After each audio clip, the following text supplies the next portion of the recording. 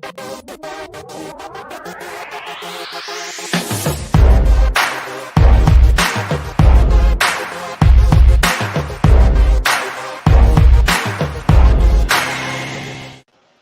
right, welcome to Known Live, everybody. Good afternoon. I want to welcome Marina Marmolejo, the founder of DreamKit. I'm Barb Nangle, and I'm a community manager at Known. And before I have Marina go into telling all about DreamKit and how she came to create it and who they serve and what they do and all that, I do want to take a moment to tell you a little bit about Known. And Known is a dynamic co-working community to connect people across their fields of expertise, endeavors, and experiences. So we started as a co-working space in downtown New Haven, and it's still the only co-working space in downtown New Haven. We moved our community to the virtual world because of the quarantine, and as a result, we now have 3 virtual programs. We have Digital Media Sync, Known Live, and Pivot Talk. Digital Media Sync is your window to the digital world. It's every Tuesday at 8:30 in the morning and features Julia Googe. She's the social media maven of Agents of Branding. And no matter how high or low your level of expertise with digital media is, great place to learn and share and grow. Then we have Known Live, which is this program, and it's a place for entrepreneurs, artists, creators, thinkers, educators, and community members to share who they are, what they do, who they serve, and how, and it's approximately weekly. And then we also have Pivot Talk, which is a virtual stage for businesses to share and learn as they grow, and it's approximately bi-weekly. So if you or anyone you know would like to be featured on one of these shows, shoot me an email. I can be reached at barb@knowncoworking.com, and that makes me think that I should probably put that up on the screen. There you go. So if you want to know anything more about the Known community, whether it's virtual or live, shoot me an email.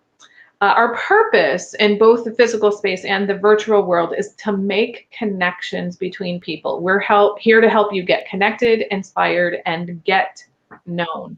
And without further ado, I would like to introduce you to Marina. Take it away, Marina. Sure. Hi, everyone. My name is Marina Marmolejo, and I'm the founder of DreamKit. Yes, website's right on the screen. What I'm going to do to give you a visual aid and to tell you a little bit about my story, I'm going to share my screen, and because we all love pictures, right? So. Yes, of course we do. Visuals are amazing. Visuals, we love it. So I am the founder of DreamKit, which is a web-based app that supports young people under 25 who are experiencing homelessness or housing instability.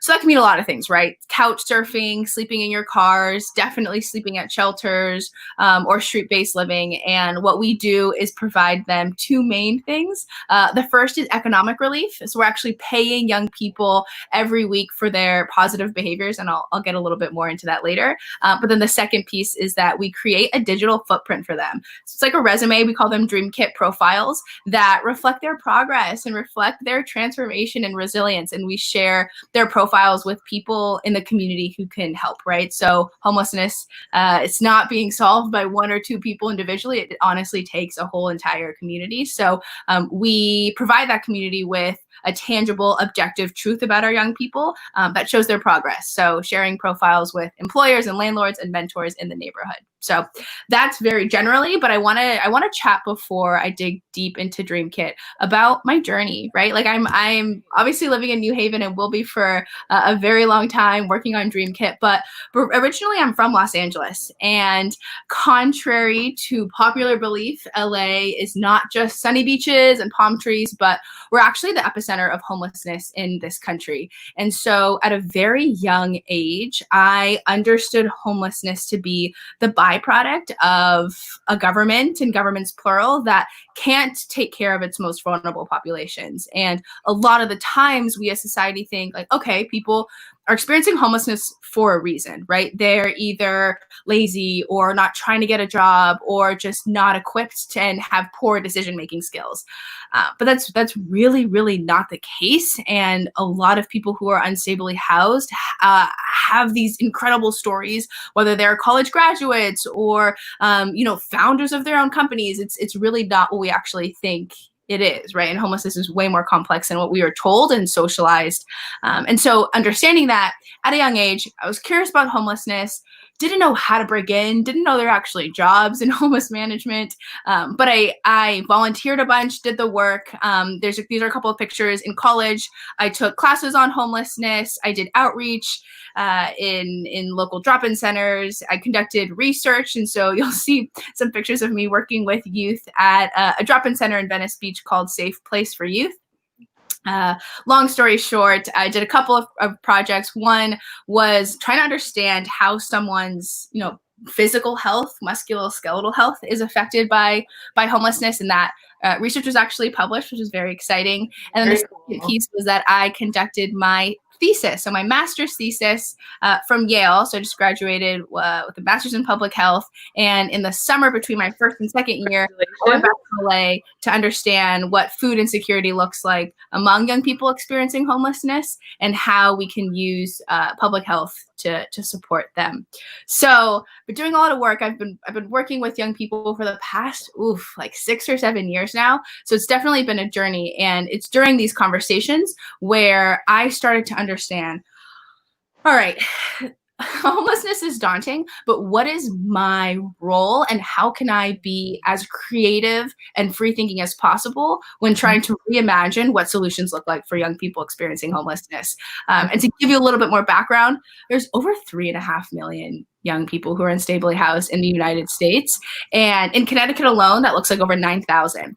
And especially within the past couple of months with COVID, these young people are disproportionately affected, right? Like when you don't have a place to socially distance or quarantine, when you are forced to couch surf with other, friends, family members, people who you might not know, it's messy and it's tricky. And these people are just even more vulnerable than the average person against a global pandemic. And so DreamKit, more specifically, is a web-based app, and we're piloting in New Haven for now, to helping youth overcome homelessness. But my 2-year, 5-year, 10-year plan is to have proof of concept in New Haven, but then take it to other urban cities with homeless populations, right? So New York, Boston, LA, like anywhere in between, right? This is a movement, and we're starting it in New Haven, but we are by no means stopping here, and we're about to take over the nation. I'm manifesting that for our future. All right. But more specifically, we do three things. So the first is that we help youth connect with local resources. That can mean a bunch of things, right? Case management meetings at like a local drop-in center. On the app, they can see different, entrepreneurship classes happening at the public library. They can see employment readiness programs happening at Strive or American Job Center. Like the list goes on and on. So we are both sharing with them resources happening in New Haven, but we're also creating a curriculum from our own team to share with them independent living skills. The second is that when young people participate in events that we're showcasing on DreamKit, when they participate and read the articles that we're showing them, the videos that we're showing them, we actually reward every member for their progress. So each of our young people get $5 for completing an activity on DreamKit. And then the third is that we share their progress with the community through our DreamKit profiles. So again, kind of like a resume, but sharing that with landlords and mentors and employers in the local community. Great. So when you say they get $5, do you mean they get a gift card? Do they how does that? I know that's going to be a question people are going to ask. Like, totally. How do you get them the money?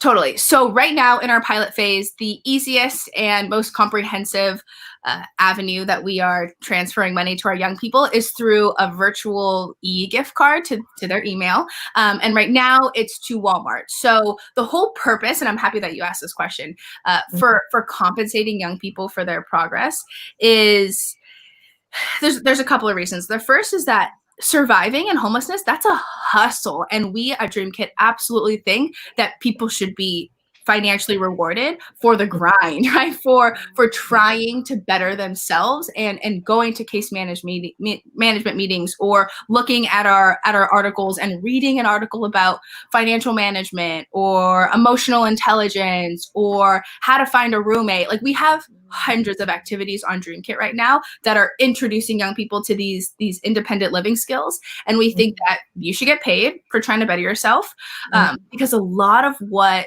the services that exist right now are very fee for service. So like LinkedIn Learning, for example, you have to pay to then take courses to learn skills. And because of that model that exists, you know, outside of LinkedIn Learning and a bunch of other spaces, that disallows our young people from participating, because of course they don't have extra spending money to be participating in these programs. So for us, we're flipping the model on its head and saying, all right, how are we destroying all barriers and making it as easy as possible for young people to better themselves, to get paid, and then to have that money help them meet basic needs, right? The goal is for these gift cards to Walmart to help them buy food, help them buy hygiene products, help them buy haircuts for job interviews, whatever it is. We want to make sure that their immediate needs are met, kind of like following Maslow's hierarchy of needs, right? If your basic needs are met, you have more brain space to fill up or to seek out higher executive function thinking. So applying for jobs, applying for housing, those types of things. And right now in our pilot, we have enough money, thank God, to give all of our members $50 a week for completing at max 10 activities. So some people choose, you know, to complete 1 or 2 activities a week. That's great. Other people hit the max, and I would say the majority of our cohort hits the max of $50 a week every week. And so we're in like a summer pilot program, and it's been really great to see the types of feedback from our young people. I have a question for you. Yeah. Okay, so it's about Walmart, because I know that the closest Walmart is in North Haven, or it's technically it's New Haven, but it's off exit 8. So like, how do they get to Walmart? Do they have to spend money on a bus pass to get there? Yeah, that's a good question. So how did you pick Walmart? You know. Yeah. So we have on our team these young people called youth specialists. And so they have lived experience with homelessness, right? So whether that was a month ago or 2 years ago, they get it, they know it, they've been through these services. And so we are constantly making sure that our program and the new features that we're adding and the placement of gift cards that we're choosing is reflective of the actual need. And so Walmart was actually the most popular feedback response when we ask our youth specialists, when we have, you know, focus groups at the library, when we're talking to young people, saying, if we can choose a place that you would want to buy things in general, what would it be? Walmart was the first one and had the most responses. I would also say, because it's an e-gift card and this gets slightly tricky, but Walmart allows us to buy $5 increment gift cards. So sometimes young people only complete 1 activity. We send them $5. Other larger corporations that are similarly popular, like Target, for example, might not have that minimum. We just send them $5 really quickly. So one, they were sourced by responses and like through assessments of our young people and our youth specialists. And then also Walmart has this cool feature where, yes, we send them an e-gift card, but if you're not near North Haven, if you're not near a Walmart, that's okay. You can create an account and then load that money onto your account and then buy things to be delivered to the spot that you're at. Oh, so you can buy online. I hadn't even thought of that. That's great. And so clearly you chose to buy a gift card and not like a Visa card where they could spend it anywhere they want, and not like go to their Venmo account so they could turn it into cash. Yeah. And that's actually a best practice within homeless management strategies and interventions is to Cash App, is to Venmo, is to give like just straight cash transfers to young people. We, to a certain extent, wanted to make sure that this money was going towards successful and sustainable and productive things. So we started off with gift cards, but I can very much see at different iterations of DreamKit giving straight cash, because people know what they need. People know how to self-report and decide what they need better than anyone else can. So I'm a fan of cash. That's not what we're doing now, but definitely a fan of cash. I'll describe what these screens are so that I can get off sharing my screen and we can have like so I can see you. See your screen. screen right now. Beautiful, So, beautiful. okay, so you need to reshare it with me so that I can put it online if you're ready to do that. Okay, cool. Technical difficulties here, Love people. Here we go. Okay, so I'm adding it to the stream. All right, so I know that you can't see this, Marina, but what the people are seeing is your slideshow, and then you and I are tiny over on the side there. So right now I see welcome Mary activities and activities. Yeah. So I'm Great. sharing the screen right now of what our app is going to look like come the fall. So long story short, right now we're testing with a smaller, low fidelity version of DreamKit, and then our developers are in the background coding this and making sure that this is pretty and beautiful to be launched on the App Store come the fall. Right now, Awesome. DreamKit is very much available. It just looks a little different than this. But in the fall, this is what it's going to look like. And as you can see, young people can scroll through and see different activities happening in their area. And then also what is our attempt to make sure that young people feel that they can see their progress and that they're tangibly holding their progress is by allocating specific skill sets to each activity that they complete. So on this last slide, you can see that you can sort activities by skill set. And as I go here, let's say that they check into a case management meeting. Now you'll see that there's 3 skill sets associated with that case management meeting. The first is problem solving, second communication, and then third organization. That's really exciting because now once they check in, they get their $5, but they're also getting those 3 skill sets onto their profile. And so now their profile is a direct reflection of the progress that they've been making on DreamKit. And it functions like a resume that you can't lie on. And so when we're sharing these profiles, and this is them checking in, we're sharing these profiles with landlords, employers, and mentors. We're telling them that this is a more objective truth and a positive narrative around a young person's progress. And I personally think that that's incredibly revolutionary because as a society right now, we're not tracking positive behaviors among our young people. We are absolutely tracking negative ones. Or anybody.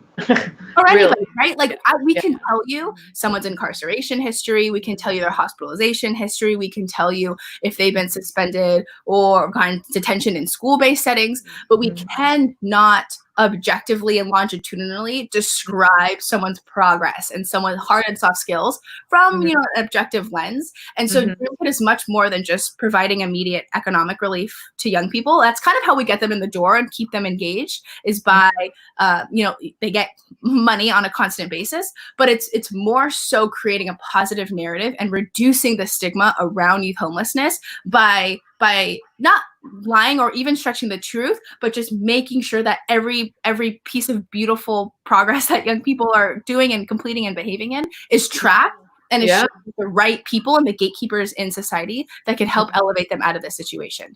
Yeah, great, brilliant, love it. So this is some screens of the points-based system. Right now, yes, I said that they're getting Walmart gift cards, but down the road when we have different corporate sponsors, we'll be able to give them a variety of options to spend their points. And this is a cool intervention within an intervention because they'll be able to add their DreamKit points to their wallet and then figure out what kind of savings, method that they want to do. It's exciting and there's a lot of features down the road. But for now, we're just testing our proof of concept that 1, young people want to use the app, and 2, this is something they keep going back to for more. So very much emphasizing in our pilot the points-based economy, but for future, the excitement of the future looks like making sure that they have more diversity and choice in terms of gift cards and that their profiles are more widely shared. Awesome. This is on the right. This is what a profile is going to look like. So it's stratified by different skill set. You can see that Mary has, a bunch of leadership skills, some technology, marketing, etc. So I'll actually stop sharing my screen then. And then if you have questions, I have slides for them. Yeah. Okay. Fantastic. So you've mentioned a couple times that this is a pilot. Can you just tell us, when did it start? And actually, I'm going to change the screen here so we can see more of us and less title. So when did it start, and how did you recruit the young people? And just kind of basic questions about how all that started. Yeah, so I graduated from the Yale School of Public Health in May 2019. So for the first year, we didn't have a comprehensive pilot. What that year looked like for me and for DreamKit was building our team. So making sure that we're not creating ideas and features that are not reflective of actual problems. So making sure I'm going into drop-in centers, I'm going into like Desk, the downtown evening soup kitchen, I'm going into different shelters and just really making sure that my face is recognized and trusted by the community. And I'm meeting case managers and I'm meeting librarians and I'm just meeting folks who are directly facing this population. And that that was honest, the year that made me realize I'm going to stay in New Haven for a long time. Like I am now so connected, and I know so many people around town because of the beauty of the city that we live in, and people want to see you succeed. And so I found myself going into meetings with the first one that comes up to mind is Rob from I Matter. So if you've seen those like beautiful murals of young people, around community member, he's amazing. He's like the person that came to my mind, and so meeting with him, and then him introducing me to his network. So I'm getting back to your question about the pilot, but I'm describing the fact that this idea of magnetizing resources and making your name known and making sure that people feel that you're in it for the right reasons. I mean, young people who experience homelessness have been so shut down and defeated by the system. And there's a lot of distrust there, rightfully so. And so for me, as this like pretty positive, excited person coming in saying I have an app for this population, I mean, it's reflective of all the years that I've worked with young people, but they don't know that at the start. They're like, who is she? What is she doing? And why should I trust her? So it takes time. It took at least a year. And so we launched, we had our launch party at the New Haven Public Library in downtown. It was great. Love them. And in February, late January, early February, when we were ready to launch the app. So as we know, that was a month before COVID hit. And the DreamKit model before, like I was sharing, was emphasizing community events and compensating youth for going to those community events, going to a management meeting, going to employment workshops, parenting classes. I canvassed New Haven for a year to make sure I knew the community resources so that we can put those events on DreamKit, so that when youth attend those events, we're the ones compensating them for it, and we're the ones tracking it, because there's no central way to track and have that information be public facing for employers, landlords, and mentors. So when COVID hit, and all of these either nonprofits or city funded agencies had to shut down temporarily, rightfully so, we were at a loss because now DreamKit events in the original definition didn't exist. Our partners were shut down. And so we thought, we're not a team of social workers. We're not a team of psychologists. And I get that. But we need to pivot pretty dramatically and make sure that we're internally creating DreamKit activities for youth to still be able to do virtually and through quarantine, and that they're so useful. And so now that's where we're at with DreamKit. So we've pivoted and started the new pilot, I would say, in like late March, early April. And what that looks like now is activities where youth can read articles and watch videos. And so that's what we're mainly focusing on right now. And again, we have hundreds of articles and videos that span a whole educational, professional, social, personal skill sets. Right. Yeah. I mean, that sounds like an amazing pivot. And that's just something that, the one thing that you really haven't talked about yet is that you're a business. I mean, I'm assuming that you're a nonprofit, but you're a business. And so it's really common for businesses to have to pivot, which is one of the reasons why one of our shows is called Pivot Talk. I mean, right now, what's happening is people are coming on talking about their pivots because of COVID, like you. Yeah. But that's something that happens in the growth stage of many businesses. And I would also call all your work you did with the connecting with people and all your years of serving youth, customer discovery. That's another thing that people in the world of business do. We want to find out. We don't just create something. We find out do people really like, what do they need? And then we give them that. We don't just decide like this would be a great idea, you Yeah. know? And that's so interesting because for me, I came from the public health world. I Mhm. knew after graduating from college that homelessness was an area in a population that I needed to work in. Didn't feel like I had enough tools yet. So a master's in public health felt like an intuitive right direction. Mhm.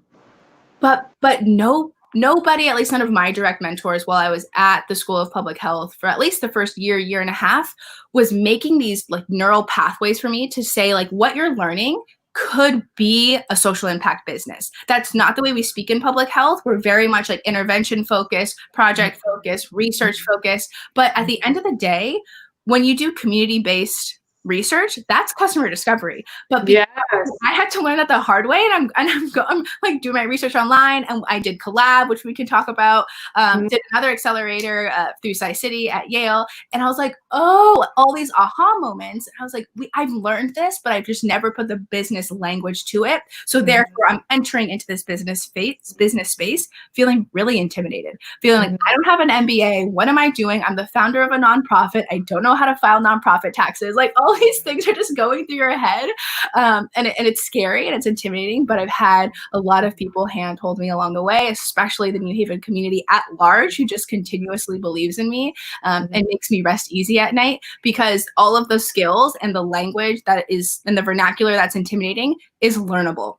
Right. Learnable. The resources online exist for free, and I just wanted to, if anyone is going to watch this that is in the space of public health or something different, don't feel as if business isn't for you, because you're learning the skills already. You just might not be using the same language as business folks are, but the behavior and the process of thinking is the same, and the logic behind it. Yeah, exactly. So I would absolutely love to hear about your collab experience. And I didn't know until just now that you also were in a Sci-City accelerator. So if this is a good time for you to kind of shift and talk Sure. about that sort of thing, because I mean, though we do have, of course, people from all walks of life and aspects of the community watching this, I would say we tend to be more towards like business and entrepreneurial type of people. Sure. And so for people, whether they have the entrepreneurial spirit or not, that are serving the community, to understand that there are resources out there that can help you get this Mhm. kind of knowledge that you're talking about, that would be great. So if you want to talk Mhm. about like how did you Mhm. get connected to Sci-City Yeah. Accelerator and Collab, and then what did you learn there, and how did they There's support so much. Oh my gosh. So much. I will say the number one takeaway about entrepreneurship is that it's all rooted in people, and investing in people, and making sure that you have folks on your side who are going to hold you accountable. And that's where these two accelerators come in. So both Sci-City and Collab introduced me to startups and to founders of ventures that were in similar spaces as me, very early stage, that can hold me accountable and say, all right, on a Saturday night, do you want to go to this coffee shop? Like, do you want to like just do, social media or marketing or customer discovery, whatever, because it is a new lifestyle that you're entering into. And with any new lifestyle, you need people to hold you accountable. So just the macro takeaway from both Sci-City and Collab is the beautiful people that I've been able to meet along the way. Both of those programs provide three of the same buckets. So capital, mentorship, and programming / resources. And that's exactly what you need at the very beginning. You need to feel ready to be like a sponge and just absorb as much information as possible. And I have like under my bed at least 12 notebooks filled to the brim of just handwritten notes that I'm scrabbling and learning. Like you learn every day, but that's the reason why entrepreneurship, and my perspective, is the best job in the world, is because you get to experience new things from new vantage points every day. And if you get tired, you're like, today is not the day that I want to do accounting. You can switch it up and say, I'll do marketing, or I'll do customer outreach, whatever it is. And that's really exciting. So in order to be able to have the luxury and the privilege of being able to switch and to different topics every day, you need to learn them first. So any accelerator, right? Collab, Sci-City, it's really important to at least get introduced to the thinking and language in order to have future conversations with people that you're bringing on your team. And that's a little jumbled, but what I mean by that is, as a founder, you don't have to be an expert in all 30 topics that you're looking at or all 20 topics that you're looking at. You just need to know enough to have an initial conversation with people to attract those types of talents and skill sets to your team, and then to be able to manage their projects as they're doing it. So for example, probably the most obvious one is I don't have a computer science background. I don't know how to develop and create code, but yet I'm the founder of an app. And so that's okay. At the beginning, it gets a little dirty and you have to learn the language behind it. But knowing, a couple of vocabulary words like cross-platform development, just things like that, where now I feel confident to walk into a room of developers and they know she doesn't code, but at least she knows a little bit to give us the direction. And then you have the vision and the mission, and with a little bit of vocabulary and a certain skill set, you'll be able to attract talent and then lead them through projects. So again, both Collab and SciCity helped introduce me to that type of thinking and the muscle memory behind project management and being able to attract people and manage a team. And I will say that that's been the most rewarding and successful part about DreamKit so far is my team, and is the sheer amount of people from across the country, honestly, who are on our team right now.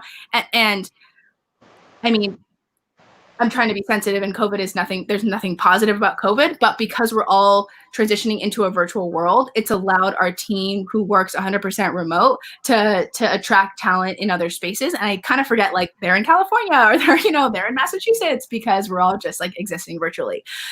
So I say that because throughout the school year, last year in 2019, even though we hadn't pilot just yet and we were still, marketing and getting things ready and making sure young people's feedback was a part of the process, we had 26 people on our team during that year. Yes. And this summer, I'm managing a team of staff and interns that it's 19 like summer staff and interns. So when I talk broadly about knowing enough vocabulary to be a part of a lot of different conversations, I really, really mean it. And I had to learn the hard way because just right now, right? Like 19 people is a lot. And like my day looks like just check-ins pretty much all day and making sure people feel like loved and supported and cared for, and that they're doing it for the impact that we're about to have in the future. So actually, your question was about Collab and it was about SciCity. I mean, that was great. That was a lot. And I do have a couple of questions from there. One is, you talked about, okay, well, if I don't feel like doing accounting today, maybe I'm going to do marketing, or maybe I'm going to do customer research or something like that. So what happens when you've had a lot of days where you don't feel like doing accounting, but the accounting needs to be done? Like what? Because there is a grace in that, having that flexibility that you can move from thing to thing. Yeah. There's also a level of accountability that you need to have to make sure that the stuff gets done. How do you manage that? Yeah. And again, bring it back to Collab and SciCity, because Collab was a cohort, I think like 6 ventures, and then SciCity, we were 10. I have, let's say, like in total, minus myself, like 14, 15 people who are founders of their own startups that are working on accounting at this moment. So that's where I bring in, again, accountability, where I'll ask my friend, like, hey, do you have any templates for receipt management? Or do you have any surveys that I can adjust, or onboarding material that I can also adjust for my youth? Because it can feel very overwhelming every second of the day. And especially with DreamKit, I am working on a new startup, right? A new business, and figure out nonprofit status and making sure like this business is running. So that has its set of stressors. But then I'm also working with a population that you have to like come in through a level of like trauma-informed care, and you have to recognize like what words you say or behaviors that you do that could potentially trigger someone, and you have to be like incredibly empathetic all the time. And so because this is two different yet incredibly sensitive topics, I need to make sure that I don't burn out. And so bringing in people who will help you and hold you accountable, because some days, accounting just that might not be your jam. But the people who are cheerleading for you will help push you through there. So that's definitely my response to that.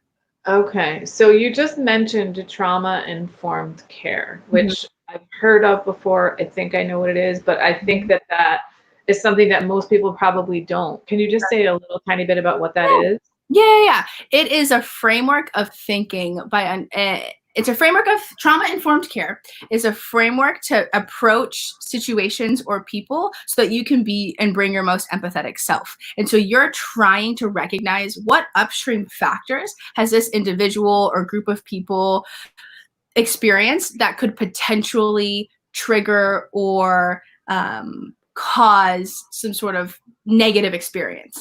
And that can look like a lot of things. When I'm working with young people who are experiencing homelessness, I actually have an example. I was chatting with someone, and in the art, in the behavior of code switching, you will, and if people don't know what that means, it's just like adapting your language a little bit to make another the person on the other end feel more comfortable, still bringing your most authentic self, but just understanding that language is powerful. And if I come from like a super hoity-toity, like Ivy League institution language all the time and talk like a researcher, that's going to off-put people because like, what are you saying right now? So when I was it was the summer in between my first and second year at the Yale School of Public Health, and I went back to LA to do my thesis, and I was doing some semi-structured interviews. And I was chatting with this guy, and in an affirmation to agree with him, I was like, oh, dope. Like, yeah, that makes sense. Like, dope. And he stopped me. He's like, hey, Marina, actually, could you not say that, because I've had experiences with substance use. And when you say the word dope, like, I know you're trying to say it in a positive, agreeing way, but that actually really makes me think about and remember my like not so great situation. So if you could just not say that, that would help, because you're kind of triggering me right now. Mm-hmm. Yep, I'm so sorry. And again, like I am learning every day, and in entrepreneurship and in working with vulnerable populations, you can't have any pride in it. You have to go in thinking, I'm about to learn, and it's okay if I'm wrong, because no one's born perfect. But if you have the intention to change your way of thinking all the time and not get too stuck in your ways, then you'll be good. But again, making sure that people feel like they can approach you and that they can give you that type of constructive feedback. Yeah. Because your own leadership style and leadership skills are going to be the cap of your company. So if you grow, then the capacity and the growth of DreamKit, for example, for me, will be able to grow. But if I don't grow as a leader, then DreamKit's just going to be stagnant. So definitely no pride. Can't have that here. And that's really okay. Yeah, you know, that was beautiful the way that you just said that. Like your leadership is going to be the cap of the company. And if you continue to grow, then the company can't. I've literally never heard anybody say that before. So that was really I'm reading a book. It's usually by my bedside. It's called The 15 Commitments to Conscious Leadership. I highly recommend it to everyone. I'm getting through it right now, and it's a good one. Okay. Well, what I wanted to say about the trauma-informed care is it sounds like what you're saying, if you're working with a population that has been traumatized, you want to do your best to not re-traumatize them or trigger them, you know, into their other trauma. And then the other question I had, 26 team members, 19 team members, volunteers, paid, and then that leads me to where you're getting your funding from. Yes. Money. Yeah. So let's get into that whole situation there. Yeah, that's a whole situation. So, money. The beautiful thing about the first year of DreamKit and me meeting all of these hundreds of community members in New Haven is that they started to believe in me and were willing to open up their wallets for me. So the one program that I will say at first, the one that pays our youth specialists 100% of their payroll, right? So they subsidize payroll 100%. It's American Job Center, and they have this SEP program. So it stands for Subsidized Employment Program, where their whole goal is to take young people who are, you know, like low income, at risk, and give them job readiness skills. And so for DreamKit, we're like, yeah, absolutely, that's us. And so what we'll do is they'll match us with youth specialists, and then we have it's like a 240-hour internship, and we get our youth specialists for that long, and it's fantastic. Nice. So it's a win-win situation for win-win-win. So it's a win for the organization, it's a win for the youth specialists, and it's a win for DreamKit. Well, also win again for your youth that are your targeted audience. Yes. And so And so when that 240-hour internship is over, then we have the option of hiring them full time, and then DreamKit pays 50% of their payroll, and then American Job Center pays the other 50%. So it is like the most win-win for all of us. That's how we've been able to make. I refuse to not pay our young people who have homeless lived experience. Before, with the Collab money and through our Size City money, we were able to have unrestricted funds to give our youth cash upfront. So every meeting that we had, $20, $30, how many hours that they worked. And then when we got into a more structured role, it looks like partnering with American Job Center. So that's one. The accelerators were great for the mentors that we learned and for the resources that we gained, but also the capital really, really helped make us feel more legitimate and pay young people for their experience and for their feedback. So that's money. We also had a Kickstarter, a GoFundMe. So we got $5,000 from that to help us with the pilot. And then we pitched for the New Haven Civic Innovation Fund. We got the Audience Choice Award. So that was some money. And then one of the judges from the Elm City a collaborative initiative collaborative, gave us $6,000 more. So it's all about exposure, honestly. If you're a founder and you're trying to get funds, pitch out everything. Talk about your venture all the time. Talk about it with when stores are opening back up. But if you're at a coffee shop and you're talking about it with the barista, like, you never know who knows who. And that's one of my biggest feedback and takeaway and pieces of advice is if you start to get bored or tired of your venture, you might be in the wrong space. It's okay to feel fatigued cognitively and emotionally, but if you can bounce back and keep that enthusiasm and excitement, it bleeds through your work, and people will believe in you, and they'll put money towards it. So that's where we're at now. Combination of community partnerships that subsidize payroll. New Connecticut Public Allies has been really great because they subsidize payroll for us, and we get some public allies. We pay a small portion, they pay the rest. So there are organizations out there that are paying interns to work for organizations. You just need to find them and collaborate. Fantastic. So we did have a question from Rick, and he was wondering what the name of that book was again. 15 Commitments to Conscious Leadership. Okay, fantastic. So we only have about 4 minutes left, and I need at least one of those to wrap up. So are there any last things that I haven't specifically asked you about that you wanted to talk about, you didn't get to talk about?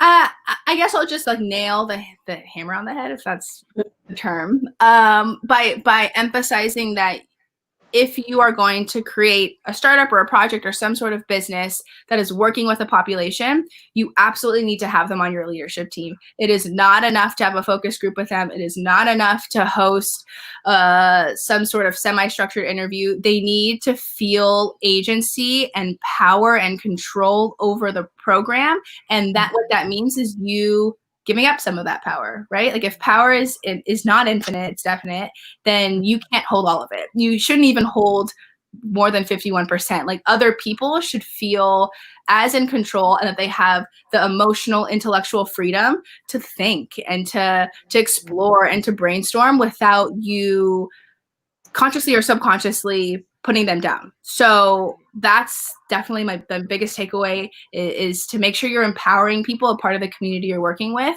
to give you that, constructive feedback and push back a little bit of things that you're saying. You're not going to do it alone. And that's the beauty of it, though, right? No one goes into entrepreneurship just to be that single person.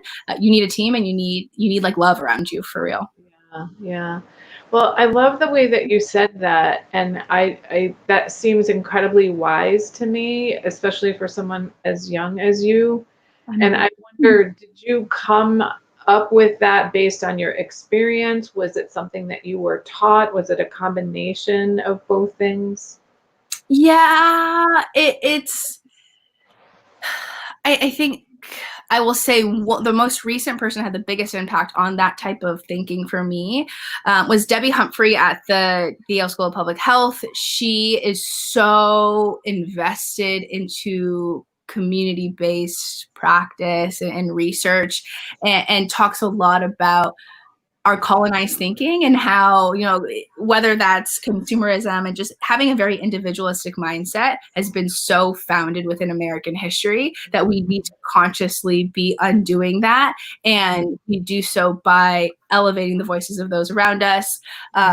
Brigitte is also at Sci City. I'm not sure if she's still there, but she's amazing. Yeah. Okay, good. So she has I've seen her a couple of times, and I've had a couple conversations with her, and I'm like, I want to be her. A rock star. Like, her energy just like exudes out of her pores.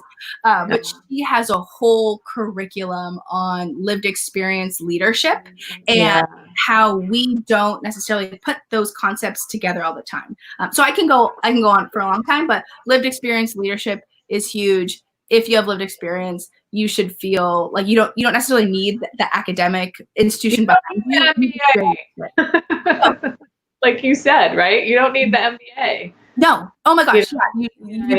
You and society doesn't give lived experience like the clout or the currency or the accolades that it deserves. And because of that, we can easily, as like researchers, brush it to the side, but that's like, so you're doing your project and your business a disservice if you're not including a diversity of experiences. Yeah. And I would say that the internet is changing all of that, because nowadays, if you might not have credentials, but you might have experience, and people can see the value in what you're doing because of your experience and by what you're accomplishing and how it's serving you in your life and how you're serving other people. So. Totally. Well, with that, I want to thank you once again. This is Marina Marmolejo, the founder of DreamKit. And I'm so appreciative of you taking the time to talk about your project here. And I thank you again. And so if you want to stay on for a minute, talk to me afterwards, I'm going to take you off screen and just close up with the folks in the known community. Okay. Thank you. Thank you. All right, everyone. I just want to remind you that we have a couple of programs coming up in the next week. So every Tuesday, we have Digital Media Sync at 8:30 with Julia Gooch. And this coming Tuesday is going to be Smart Social Media Planning. So your social media is going to be a lot smarter if you plan it. And then next Wednesday, the 29th of July at 3 o'clock on this show, Known Live, we are going to be featuring Anne Marie Knight. She is the acting executive director of the Black Business Alliance, and she's going to share about the history of the Black Business Alliance, as well as how COVID has impacted Black businesses and what they're trying to do to make a difference. Don't forget that even if you are watching this after the fact, you can go ahead and leave comments. And Known Co-working at 139 Orange Street is open, so we welcome you back, though you should message us before you come in, because we want to make sure that you know what all of the social distancing standards are. Thank you again for watching. Have a great day.